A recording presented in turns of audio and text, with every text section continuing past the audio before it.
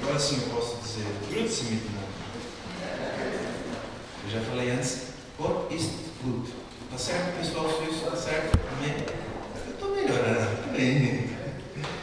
Mas então, no nosso português, saudações a todos, graça e paz de Jesus Cristo a todos nós. Amém. Hoje eu quero ir com vocês, podemos já abrir a Bíblia, por favor, lá no livro de Mateus. Vamos lá no Evangelho de Mateus.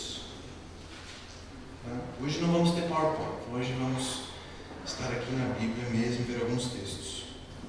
Mateus 26, vamos lá em Mateus 26. O que a gente poderia dar de tema, né? Às vezes eu não trabalho muito com o tema, mas hoje a gente poderia colocar isso, né? Mediante o que a gente vai ler aqui, o que a gente vai ouvir, o que a gente vai entender do texto, poderia ficar simples assim: tão perto e tão longe. Tão perto e tão longe. Mateus 26, vamos no versículo 14. Mateus 26, versículo 14, ok? Então, um dos 12 discípulos, chamado Judas Iscariotes, foi falar com o chefe dos sacerdotes. Ele disse: quanto vocês me pagam para eu lhe entregar Jesus? E eles lhe pagaram 30 moedas de prata. E daí em diante, Judas ficou procurando uma oportunidade para entregar Jesus. No primeiro dia da festa dos pães sem fermento, os discípulos chegaram perto de Jesus e perguntaram: onde é que o Senhor quer que a gente prepare o jantar da Páscoa para o Senhor? Ele respondeu: vão até a cidade, procurem certo homem e digam: o mestre manda dizer, a minha hora chegou. Os meus discípulos e eu vamos comemorar a Páscoa na sua casa. Os discípulos fizeram como Jesus havia mandado e prepararam o jantar da Páscoa. Quando anoiteceu, Jesus e os 12 discípulos sentaram para comer. Durante o jantar, Jesus disse: eu afirmo a vocês que isto é verdade, um de vocês vai me trair. Eles ficaram muito tristes e um por um começaram a perguntar: o Senhor não está achando que sou eu, está? Jesus respondeu: quem vai me trair é aquele que come no mesmo prato que eu. Pois o Filho do Homem vai morrer da maneira como dizem as Escrituras Sagradas. Mas ai daquele que está traindo o Filho do Homem. Seria melhor para ele nunca ter nascido. Então Judas, o traidor, perguntou: mestre, o Senhor não está achando que sou eu, está? Jesus respondeu: quem está dizendo isso é você mesmo. Agora a gente vai ver o 47 e o 50, mesmo capítulo, verso 47 a 50. Jesus ainda estava falando quando chegou Judas, um dos 12 discípulos. Vinha com ele uma grande multidão armada com espadas e porretes, que tinham sido mandados pelo chefe dos sacerdotes e pelos líderes judeus. O traidor tinha combinado com eles um sinal. Ele tinha dito: prendam o homem que eu beijar, pois é ele. Judas foi até perto de Jesus e disse: mestre, que a paz esteja com o Senhor. E o beijou. Jesus respondeu: amigo, o que você vai fazer, faça agora. Então eles chegaram, prenderam Jesus e o amarraram. Para terminar, capítulo 27, verso 1 a 5. Capítulo 27, verso 1 a 5. Assim que amanheceu, todos os chefes dos sacerdotes e os líderes judeus fizeram seus planos para conseguir que Jesus fosse morto. Eles os amarraram, levaram e entregaram ao governador Pilatos. Quando Judas, o traidor, viu que Jesus havia sido condenado, sentiu remorso e foi devolver as 30 moedas de prata aos chefes dos sacerdotes e aos líderes judeus, dizendo: eu pequei, entregando à morte um homem inocente. Eles responderam: o que nós temos com isso? O problema é seu. Então Judas jogou o dinheiro para dentro do templo e saiu. Depois foi e se enforcou.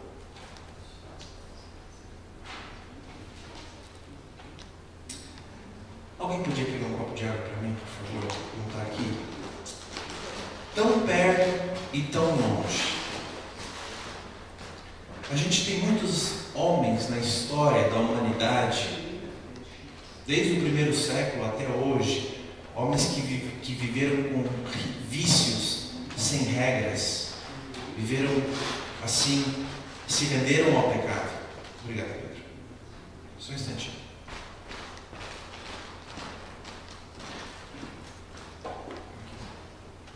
Esses nomes de pessoas que a gente podia falar aqui muitos e muitos e muitos nomes. Nomes com maldade, deixaram de ser heróis para ser protagonistas de desgraças. Sujaram seu nome de tal forma que foram lembrados com desprezo. Por exemplo, Nero, Hitler, Mussolini. Podíamos falar mais e mais e mais. Mas o maior fracasso da história foi Judas. E agora eu quero ver com vocês algumas razões para isso. Primeiro, Judas perdeu a maior oportunidade. Judas perdeu a maior oportunidade. Às vezes as oportunidades passam na vida, na nossa vida, e elas às vezes não voltam mais. É uma loucura desperdiçá-las. Judas teve grandes oportunidades. Grandes oportunidades. Judas foi chamado para ser apóstolo de Jesus. Capítulo 6 de Lucas vai nos dizer como começou o recrutamento. Depois de uma noite de oração, Jesus chamou os homens que haveriam de dar continuidade à obra. Homens escolhidos com atenção, com oração. Que privilégio, que bênção! Era um grupo íntimo de Jesus, grupo que andou com Jesus, que caminhou. Então, em vez de ser uma coluna da igreja, em vez de ser bênção para o mundo, foi traidor. Desperdiçou a oportunidade. Foi mais que religioso, foi amigo de Jesus e traiu ele. Mas Judas tinha excelentes qualidades. Eu não sei se você sabia disso, mas preste atenção. Ele era inteligente, estudado, líder e com grande capacidade para assuntos financeiros. Ele era o tesoureiro do grupo. Esse era o Judas. Homem de confiança, mantinha as aparências. Tinha um bom nome, né? O nome Judas naquela época era um nome predileto, era um dos nomes prediletos, significava louvor. Maria, mãe de Jesus, tinha outro filho com esse nome também. Mas a partir da traição de Judas, ninguém mais começou a usar o nome Judas para os filhos, né? Consequentemente. O louvor cessou, o louvor parou. Aquele que devia ser louvor foi maldição. Judas era muito respeitado pelos outros apóstolos. Quando Jesus, na última ceia, disse que um deles havia de trair ele, ninguém suspeitou de Judas. Ninguém acusou Judas. Somente Jesus sabia o que estava no coração de Judas. Só Jesus sabia. Mesmo que ele saiu da mesa, os outros não perceberam que ele era o traidor. Judas viveu com Jesus, conviveu com Jesus, tinha intimidade com aquele que é a luz do mundo, aquele que é o Salvador, aquele que é o caminho, a verdade, a vida, com aquele que é a porta da salvação, o bom pastor. Conviveu com aquele que é o nosso mestre. Como eu costumo dizer, o meu professor, Jesus. Eu sou aluno de Jesus. Ele andou com Jesus 3 anos. 3 anos ele andou com Jesus. Ouviu suas palavras de salvação, ouviu palavras de arrependimento, ouviu sobre perdão, sobre vida eterna. Ouviu os maiores sermões da história. Escutou a própria voz de Deus. Ele viu milagres, cegos, paralíticos, coxos, leprosos serem curados. Ele viu tudo isso. Ele viu os céus descerem à terra. E mesmo assim, continuou mantendo as aparências. E não aceitou a Cristo salvador da sua alma. Judas pregou o evangelho a outros, mas ele não foi salvo. Ele era um apóstolo engajado, ativista, trabalhava, às vezes não tinha nem tempo para comer, percorria toda a Galiléia, a Judéia a pé, e não era perto não. Evangelismo de cidade em cidade. Esse é um pouquinho do perfil do Judas aqui. Pregava um Cristo real, mas um Cristo que não havia ainda aceitado para ele mesmo. Hoje também temos muita gente pelo mundo afora, muitos membros de igreja que não são crentes. E eu costumo brincar: você é crente? A pessoa fala sim. Eu falo: no quê? Porque crente vem de crer. Você crê no quê? Crente em Jesus Cristo. Muita gente não é crente em Jesus Cristo, nunca nasceram de novo, pregam, evangelizam, mas nunca nasceram de novo. Em João 6:64, há uma multidão de gente, discípulos. Cristo disse assim: contudo, porém, todavia, no meio de vocês há descrentes. Jesus sabia que desde o princípio quais eram os que não criam e os que o haviam de trair ele. E a passagem de Mateus 7, que deixa a gente às vezes arrepiado: nem todo o que me diz Senhor, Senhor, entrará no reino dos céus. Muitos naquele dia hão de dizer: temos profetizado, expulsamos o demônio, fizemos milagres.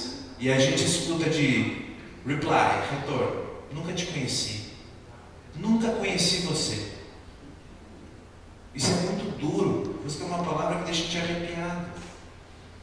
Deus tem dado oportunidades para mim e para você. Você tem ouvido de Jesus, tem escutado o sermão, às vezes lê um flyer, um folheto. Hoje Deus está falando com você. E quem não aproveitar as oportunidades que Deus proporciona é semelhante a Judas Iscariotes, que não pegou as oportunidades. Mais um ponto, porque Judas foi o maior fracasso da história, porque ele cometeu o maior erro: traiu Jesus. Judas traiu o seu talento. Lembra que eu falei do nome? Ele podia ser bênção. Ele era materialista, egoísta, ladrão, aproveitador, um explorador. Usava a religião para ficar rico. Seu Deus era o dinheiro. Ele não se preocupava com a glória de Deus, nem com os necessitados. Ele queria aumentar as suas riquezas. Judas traiu o Senhor. Jesus o amou. Jesus chamou ele. Judas, mais que ninguém, conhecia Jesus. Mas ele não abriu espaço para a sua vida, para Jesus entrar. Jamais se entregou a ele. Jamais amou ele de fato. Em vez disso, ele deu lugar ao diabo. E depois a gente vai falar um pouquinho do diabo aqui nessa história. Jesus entra em Jerusalém, avisa os seus discípulos: vou à cruz. Então Judas procura as autoridades no meio da noite, propõe um negócio, está disposto a vender Jesus e trair Jesus. Negócio fechado, done deal na inglês, negócio fechado. Voltam novamente para o grupo como se tudo tivesse normal.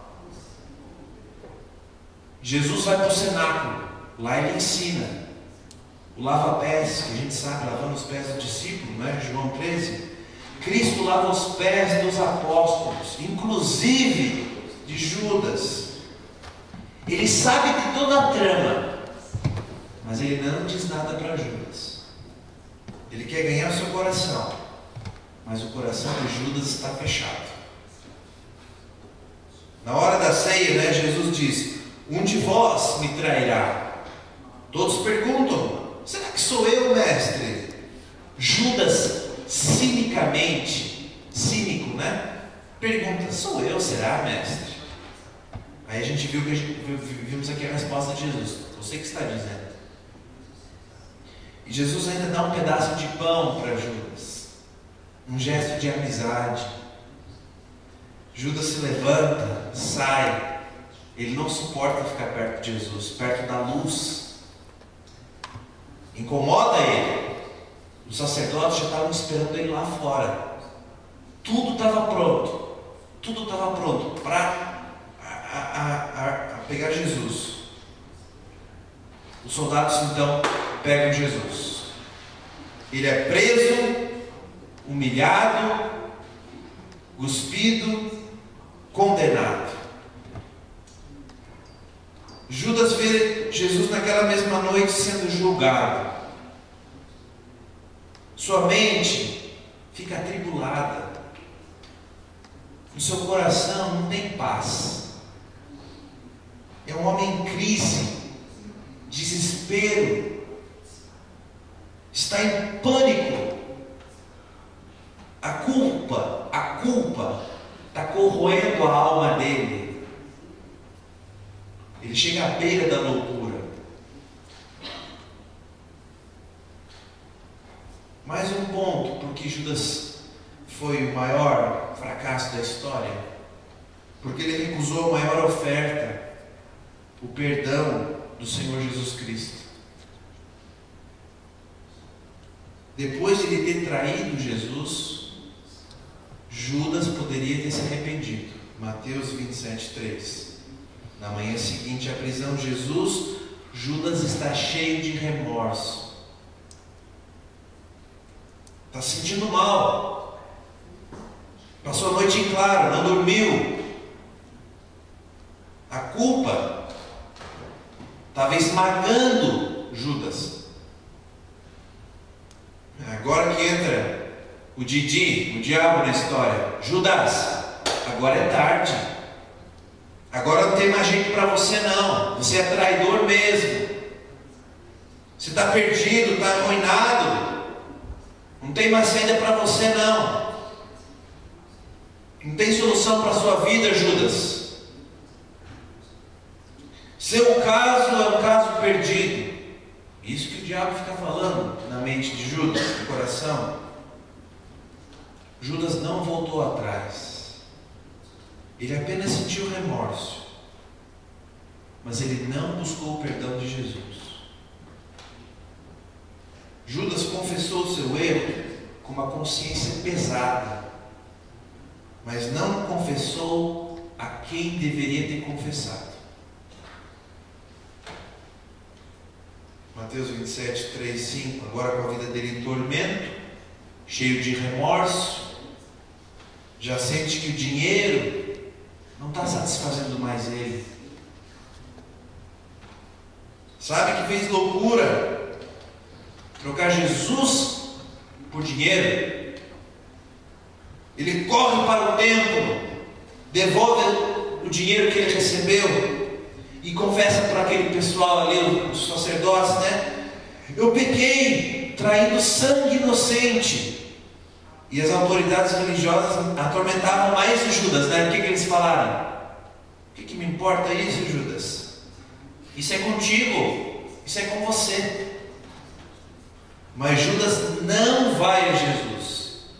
Ao que Jesus disse: o que vem a mim, de modo nenhum lançarei fora. O que vem a mim, de modo nenhum lançarei fora. Então o que Judas procurou? O suicídio. O suicídio, tirar a própria vida. Ao invés de procurar arrependimento, procurar o perdão do Cristo, ele faz isso. O suicídio é uma armadilha do diabo.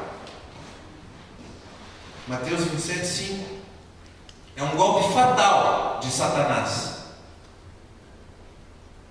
Ele vai dizer para os desesperados, aquelas pessoas que vivem atormentadas, como ele falou com Judas: Olhe para o seu caso, está encerrado, fim da linha. Amigão, fim da linha, acabou. Halt, stop, parou, acabou. Não dá mais para consertar, tudo está perdido. Agora vamos ver se pelo menos você tem coragem para acabar com a sua vida. É isso que o diabo fica falando. Isso aqui é uma trama diabólica. Esse tipo de pensamento, esse tipo de ações que aconteceu com Judas e que acontece em nossos dias, com muita gente. Por quê? Porque não existe pecado que ele, autor e consumador da nossa fé, não possa perdoar. Glória ao Senhor em nome de Jesus. Jesus é a solução para as nossas angústias. Jesus é a solução para as nossas angústias. Ele tem poder para perdoar os nossos pecados. Como eu falei das outras vezes, não existe categoria de pecado, pecadão, pecadinho, pecado médio. Não existe. Ele pode quebrar todos os laços do diabo na nossa vida. Jesus pode fazer isso. Cristo é a solução. Mas Judas deu ouvidos ao diabo. Judas deu ouvidos ao diabo. A solução, como eu falei, é Jesus o Cristo. Em todas as circunstâncias da sua vida. Todas. A gente acha que isso aqui não vai se preocupar, se preocupa. Isso aqui é pequeno demais para Ele. Não. Ele quer a nossa vida por completo. E Ele, assim como Ele perguntou para aquele jovem: o que queres que eu te faça? Poxa, eu estou cego, você não está vendo isso aqui, eu quero que você me cure. Mas Ele ainda pergunta para nós: você quer que eu governe a sua vida? Você quer que eu guie a sua vida? A gente tem que abrir o coração. Sim, Deus. Sim, Jesus. Guia a minha vida. Quando a gente começa a entrar numa sinceridade, que a gente não está escondendo nada, porque para Deus a gente não esconde nada, eu digo para você, as coisas vão começar a se mover de uma forma que talvez você nunca experimentou antes. Esse é o poder de Deus. Jesus é a solução para as nossas angústias. Judas, então, foi o maior fracasso. Muito mais. Ele estava tão perto de Jesus, mas tão longe. Deixou passar as oportunidades. Perdeu a maior oportunidade, né? Conviver com Jesus, mas não se converter. Tem muita gente hoje que não é convertido, é convencido que está convertido. Eu estou convencido que eu sou convertido, eu não estou convertido de verdade. Como? Porque que aquela passagem diz? Que pelo fruto você vai conhecer a nova pessoa. Aquela pessoa que disse: sim, Jesus, eu quero o Senhor na minha vida. De verdade. Então agora vai vir os frutos. Não tem como não vir frutos se Jesus não está. Não tem como. Se não tem fruto, alguma coisa está errada. Aí eu arrisco a dizer essa coisa do convencido e convertido. Então, de fato, não estou. Senhor Jesus, vem. Eis que todas as coisas velhas passaram e tudo se fez novo. É uma linha no meio. O velho homem, o velho Plínio, entrou Jesus, novo Plínio. Faz sentido para vocês isso? O antigo André, Jesus entrou, o novo André. E aqui tem que ter os frutos, porque eu estou dizendo: sim, Jesus, guia minha vida em tudo. Eu tenho medo daquilo, mas me guia. A gente falou sobre medo aqui mês passado, lembra?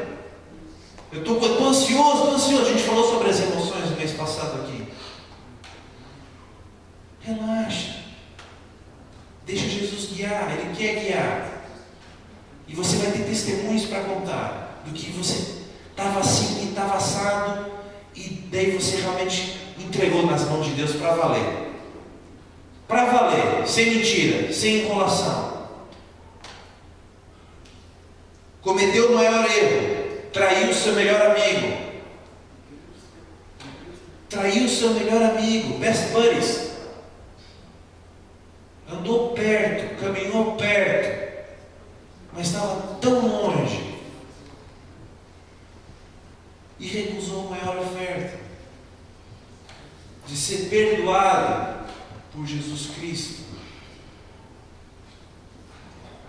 Essa história trágica de Judas se repete na vida daquele que hoje rejeita Jesus como Salvador, ou não obedece a Cristo, ou não obedece a Cristo.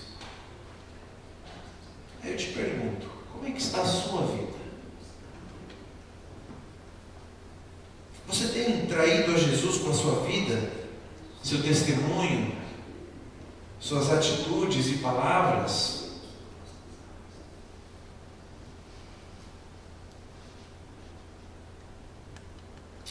Só em Jesus a abundância, a vida, vida plena. Só em Jesus. O diabo começou a afastar Judas rápido ou não? Devagar. Começou afastando ele devagar. Depois roubou seu coração. A gente tem que romper os laços do inimigo, de tudo que não vem de Deus. O que não vem de Deus. É uma oração. Senhor, o que não vier de Ti na minha vida, afasta. Seja o que for. Seja o que for. O que não vier do Senhor, afasta de mim. Às vezes uma porta se abre, a gente costuma dizer. Eu falo com meus colegas às vezes. Será que Deus quebrou essa porta? Quem que abriu essa porta? Uma porta que eu estou dizendo assim, de emprego, de casamento, de trabalho. Vocês entendem isso? Faz sentido? Qualquer porta que se abre na minha vida e na sua vida. Jesus continua sendo e continua estando de braços abertos para nos receber e para guiar a nossa vida. Nós podemos andar tão perto de Jesus hoje, ter intimidade com Ele, a cada dia ter experiências com o Senhor, na manhã, na tarde, na noite, na madrugada. E às vezes são coisas pequenas que você acha que não, daí você começa a rir, começa a achar engraçado, mas que são pequenas coisas que Deus vai te mostrando, que fosse assim, viu? Você está deixando na minha mão, eu tenho o melhor para você. Por quê? Porque eu sei que você está me buscando de coração e de verdade, e não é mentira, não é falsidade, então deixa comigo. Por isso que a gente diz, Deus tem o melhor para aqueles que o buscam e amam de verdade. Então, para encerrar esse momento,